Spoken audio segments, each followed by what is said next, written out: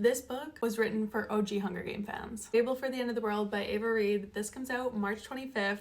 It better be on your TBR. Literally at the start of the book, there is an author's note where Reid just confesses her love for the dystopian genre as a whole, and also how pivotal reading The Hunger Games was for her as a young girl, which is enough to sell me. I'm now just over halfway through. There are so many fantastic comparisons to The Hunger Games. Let me share some with you quick. So basically in this country, we have this one person who has created a company and they kind of monopolize and control everything. Think like the Capitol. But instead of factions, this company, these people that work for this company, rich people, live in the cities, and then there are the outliers in poor little towns. So while these towns are poor, they actually have access to as much credits, which is their money system, but credit like on a credit card, as they would like. They have tablets, they have cards, they can spend it on anything they want, but they are ranking up debt as they do so. So of course we have individuals with different kinds of addictions, different desperations, and the Capitol isn't actually just giving out this money for free. So once you've ranked up a certain amount of debt, if you aren't paying it off,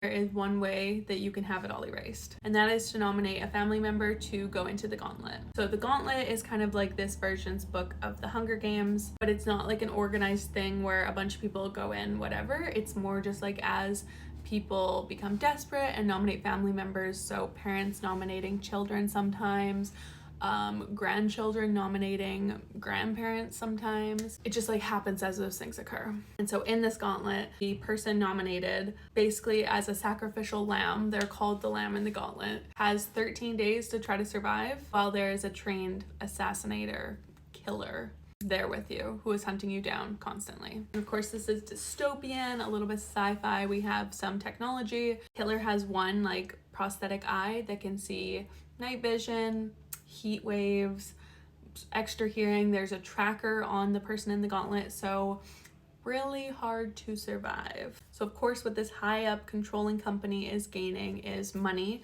because they are using this as entertainment. So like the Hunger Games, there are cameras, these ones follow them around while they're participating in the gauntlet. These are live streamed on everybody in the country's devices. So in this book, we have Anessa, our female main character from a poor little outskirt town, and Mel, who is a trained killer for in the gauntlet. It says this on the back, so it isn't a spoiler, but Anessa is nominated for the gauntlet and Mel is meant to kill her. Now we know this is a dystopian romance, so you can guess where it goes from there.